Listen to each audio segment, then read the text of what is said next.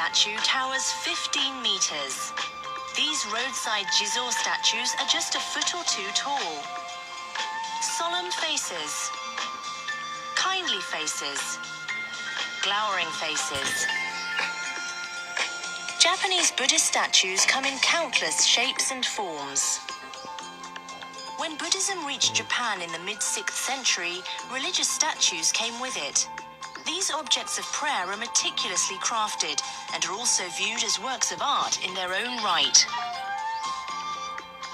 This time on Japanology Plus, our theme is Buddhist statues. We'll explore their deep appeal and uniquely Japanese identity.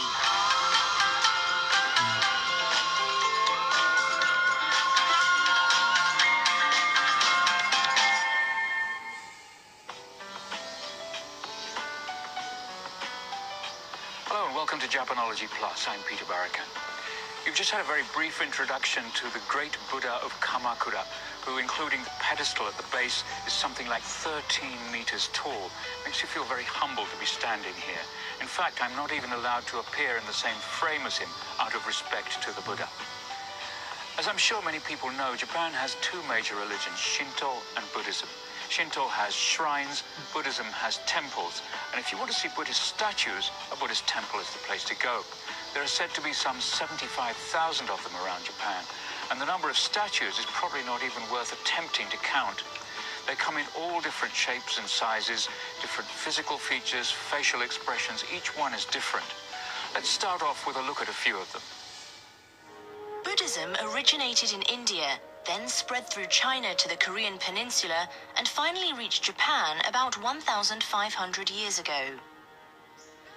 Along with Buddhist teachings came the tradition of Buddhist statues. Most are said to be modeled on the founder of Buddhism, Siddhartha Gautama, who lived in the 5th century BC in India.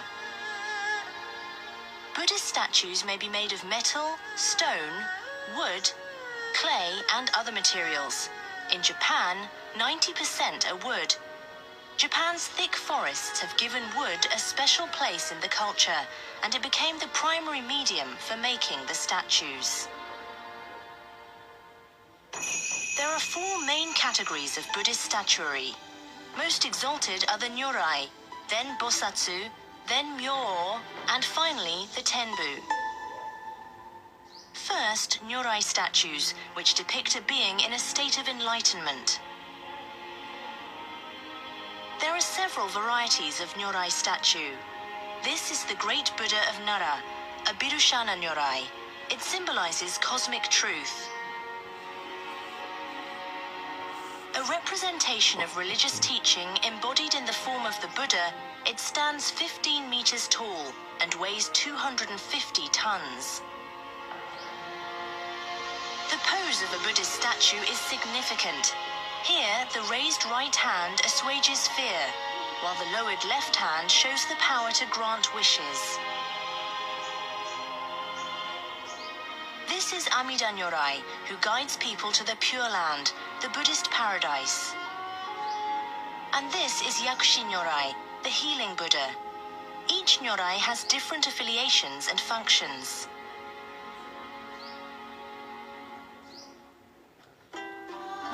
Down from Nyorai are the Bosatsu, otherwise known as Bodhisattvas, who save others as they themselves move forward on the path to enlightenment. The most frequently seen Bodhisattva is Kannon, known for a gentle expression. It's a merciful being that helps those in need. Next are the Myo, the wisdom kings. They're responsible for punishing demons and those who fail to obey the Buddha's teachings. Given this role, they typically have fierce, furious expressions. Finally, there are the Tenbu, gods who appear in Indian tradition and were incorporated into Buddhism. Famous among these are the four heavenly kings, deities assigned by the historical Buddha to protect the Buddhist world.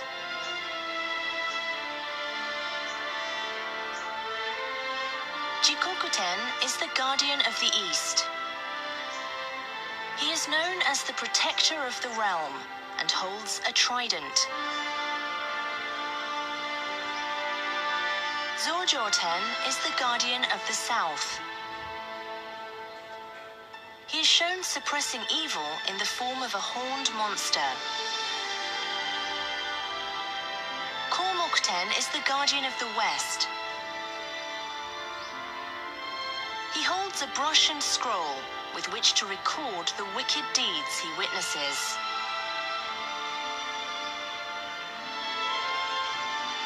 Finally, there is the guardian of the north, Tamonten. He holds up the reliquary of the Buddha to ensure that his every teaching is understood. These are just a handful of examples of the vast variety of Buddhist statues.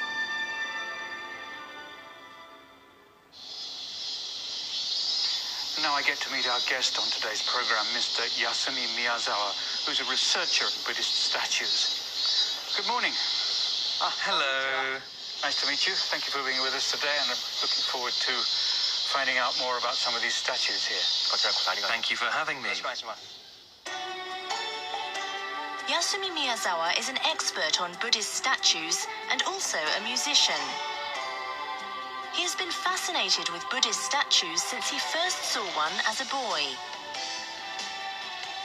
He has traveled all around Japan to see countless statues firsthand. Making it his mission to share his love of Buddhist statues, he lectures at universities, leads sightseeing tours, and even composes and performs songs about Buddhist statues. Miyazawa will be introducing some of his favorites. Our first stop is Kanazawa Bunko in Yokohama. It was built in the 13th century as a library for the Hojo clan, de facto rulers of Japan in the Kamakura period. Today it's a museum housing a precious collection of medieval Japanese artifacts. It also often holds exhibitions of Buddhist statues and is a favorite of statue fans. I'd like you to see one Buddhist statue in particular. I'm very glad you've got this chance. This one here? Yes, this one. What's your first impression? Extremely delicate carving. Very, very beautiful and really well proportioned as well. This is basically a type of bodhisattva statue, but it's a very old one. When you say old, how old? It's from the Tenpyo era. That's around the mid-8th century. 8th century? Wow. I mean, it's incredibly well preserved. It's the oldest one in eastern Japan, apparently. Ooh. Isn't the face just amazing? Oh, it's beautiful. This Japanese bodhisattva statue was discovered by chance in 1998 during the renovation of the treasure hall in a nearby temple, Ryugeji. This immaculate form is a characteristic of the period, especially the tapering of the torso. It's probably not an ethnically Japanese body type. Maybe it's inspired by an ideal of beauty associated with India. That body image was transmitted here to Japan. And it's hard to see what it's made of. It looks like it might be some kind of metal, but I doubt that. Did they have metal statues in this period? It's not metal. It's made with a special technique that uses lacquer. A wooden framework is made, then wrapped in hemp cloth like papier-mâché, so the interior is hollow. Then a mixture of lacquer and wood powder is applied. It's a paste-like material. Once it's dry, the surface can be carved, a very unique method. It allows the curve of the eyelids and the plump cheeks to be carved very delicately. It is these lines that make the face so serene. So, do you think that reflects the way that people looked back in those days? According to scholars, this statue shows the influence of Tang China. In those days, Buddhist sculpture had not yet been indigenized in Japan. It was still essentially a foreign import. It didn't have a clear Japanese identity. Japan has always been eager to adopt things from other cultures. It's very much like the way that Japanese people today value prestigious imported brands. You can see the evidence of the same kind of value system more than 1,000 years ago. So this is exotic imported culture from 1,300 years ago. Exactly. So maybe people didn't actually want it to look too Japanese. Because it looked exotic, it had more of an air of miraculous power. A body so dynamic it seems ready to burst into movement. A face contorted in a ferocious glare. A pair of Kongo Rikshi, sacred guardians, at the Great South Gate of Todaiji are among the world's finest masterpieces of wood carving. The statues were made in 1203 by the sculptors Unkei and Kaikei.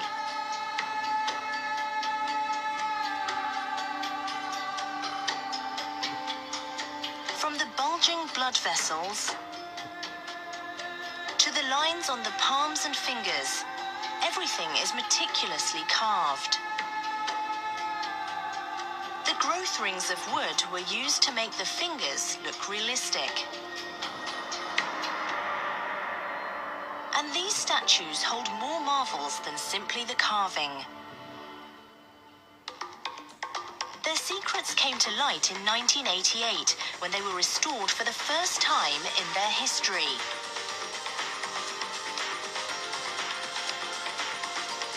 When they were disassembled, it was found that a single arm alone was composed of 25 different pieces of wood. Each statue has more than 3,000 pieces. It is said that the team led by Unkei and Kaikei completed these masterpieces in just 69 days. The Kongo Rikshi statues are a testament to their makers' unrivaled skill and spirit. Japan's ancient sculptors poured heart and soul into the statues that became objects of prayer. Their devotion was behind the creation of countless Buddhist statues. This temple is called Gumyoji. It's the oldest temple in Yokohama. The statue we've come to see is in this main building. Before we go in, though, I'd like you to take a look at this. The cord is tied to the hand of the statue. When you hold it, you're in contact with the Kannon Bodhisattva. Okay. It's a kind of spiritual hotline. That's the function of the cord. Give it a try. Oh, there's another one on this side. Oh, okay. Hold the cord like this, with your hands folded in prayer. We face the statue hall and formally announce our presence. Hello. Okay. Shall we go inside the hall?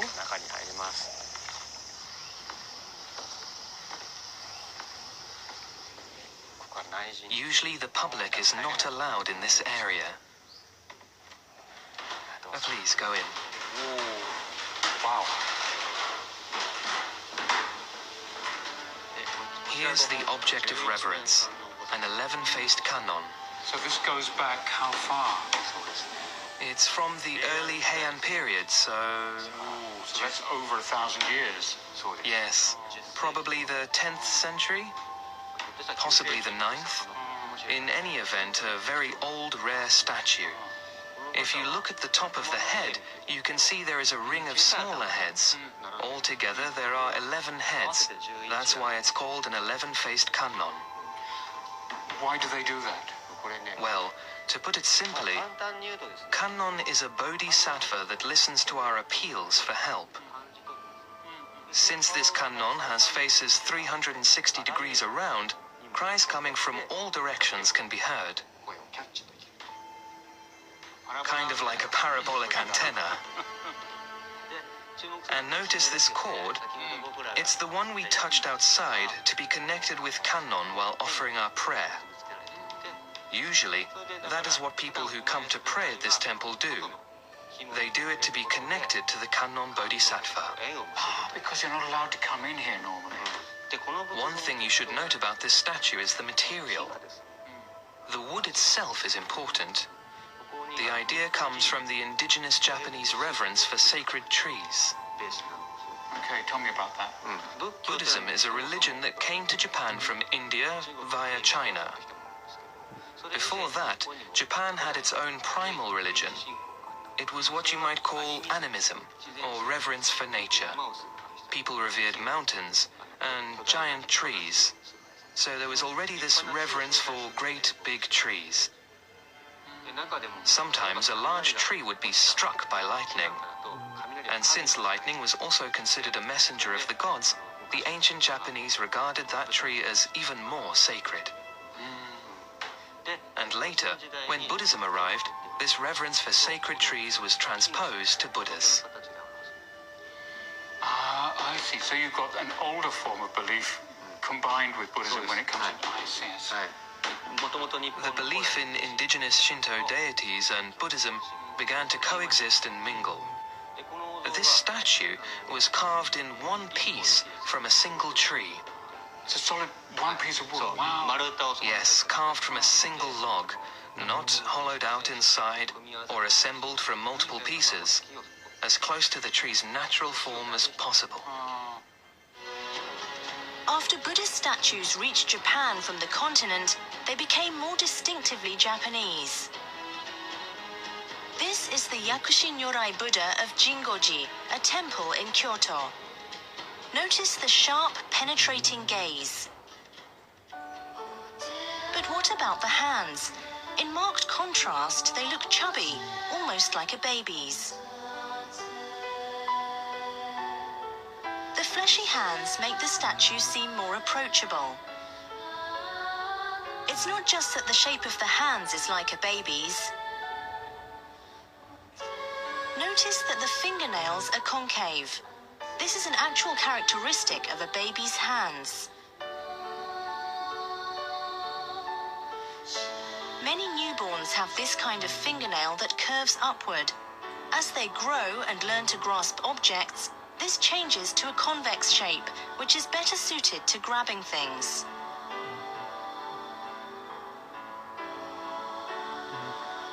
We asked Korkei Eri, a contemporary Buddhist sculptor based in Kyoto, why a Buddha should be given baby fingers. When you look at an infant, your heart opens to it naturally.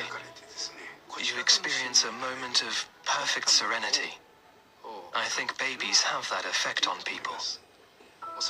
Ancient people probably felt exactly the same way. It may be that the ancient Japanese associated the innocence of babies with the perfect attachment of the Buddha. A state of pure enlightenment. Buddhist statues originally came to Japan from the continent and then took on a uniquely Japanese form. Oh, this place has a very nice ambiance about it too. This is a Zen temple. It's called Tokeiji. Oh, please. I wanted to show you this Kannon Bodhisattva. Very beautiful. And this goes back how far? It's from the Kamakura period, around the mid-13th century. This statue is a more standard form of kannon compared to the one which we saw earlier at Gumyoji, the 11-faced kannon. The Bodhisattva statues of this period typically have voluminous robes. In contrast, a lot of older statues have their skin exposed. Often their left arms are bare. Is there any meaning in that?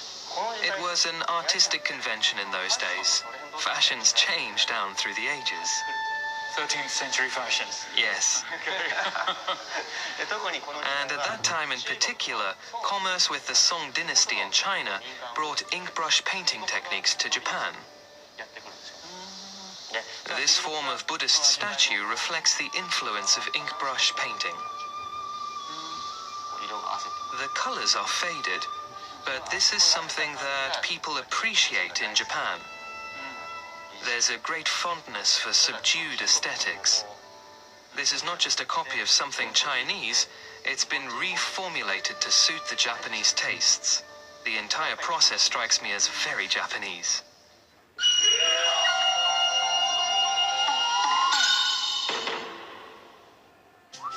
Hi, I'm Matt Alt. When you think of Buddhist statuary, you probably think of something to be observed in a holy place, like a temple. But for the last few years in Japan, there's been a quiet revolution brewing for enjoying Buddhist statuary in a more personal way.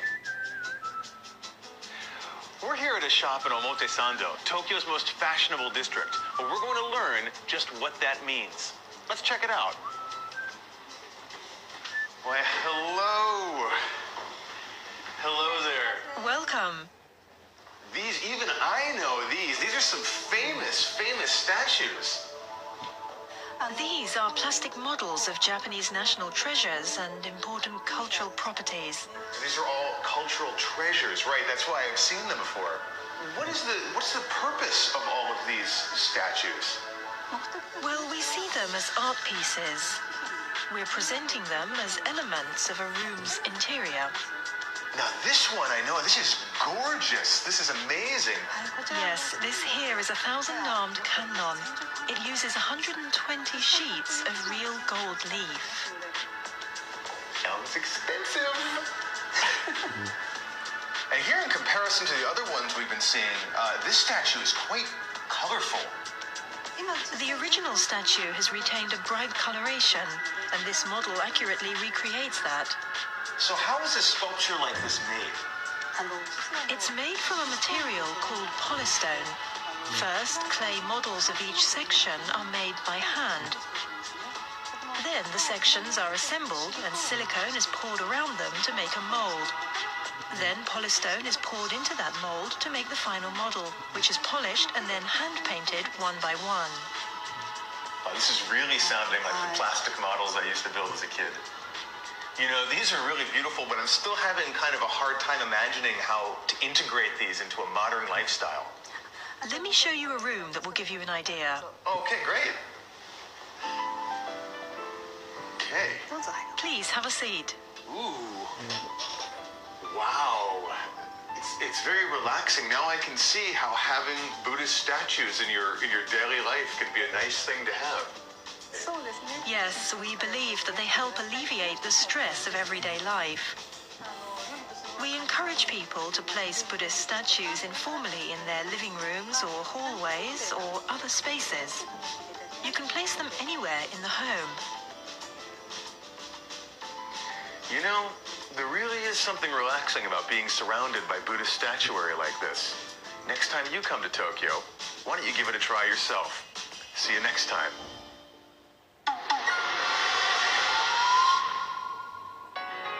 For a long time, older people, mostly men in fact, dominated interest in Buddhist statuary. But in the last few years, there has been a surge in interest among women. The trigger was a 2009 exhibition at the Tokyo National Museum of an Ashura statue designated as a national treasure. Crowds queued up each day to see the statue, with its boyish good looks that still appeal after 1,300 years. The exhibition set off an Ashura boom. A new group of fans was born, the so-called Buddha Girls. There was an upsurge in the number of women taking trips around Japan to see Buddhist statues. I got into Buddhist statues 5 years ago. I find them comforting and invigorating. In a fast-paced, stressful world, these Buddhist statues are helping people to restore a sense of well-being. Do you think the relationship between the Japanese people and Buddhist statues has changed over the years? Going back 1,000 years or more, people in those days looked to magical or religious rituals for all kinds of solutions. In those days, the leading Buddhist figures were monks from the esoteric sects like Kukai. People used Buddhist statues even for rough and tumble purposes, like cursing a political rival to death, or getting rid of enemy forces. When they called down those curses, they would have a Buddhist statue there. So you could say it even served as a device to deliver curses. But over the centuries, Zen Buddhism came along, with its more reflective approach to reaching enlightenment through spiritual discipline. Buddhist statues came to be regarded as a symbol of their ideal. So the perception and purpose of Buddhist statuary has really changed over the ages. And what about Japan now? What role do the statues have to play in this society? The perception of a Buddhist statue as a work of fine art started to develop after the Meiji Restoration, Japan's shift to modern government in the second half of the 19th century. In that new way of thinking, Buddhist statues were more often seen as objects with aesthetic value. That thinking prevailed until the late 20th century. But these days, given the impact of disasters and so on in Japan, people have lost their spiritual equilibrium. They want some kind of emotional reassurance. They want the Buddha's help. It's a return to an older view of Buddhist statues as a source of salvation and inner peace. Buddhist statues are being reassessed.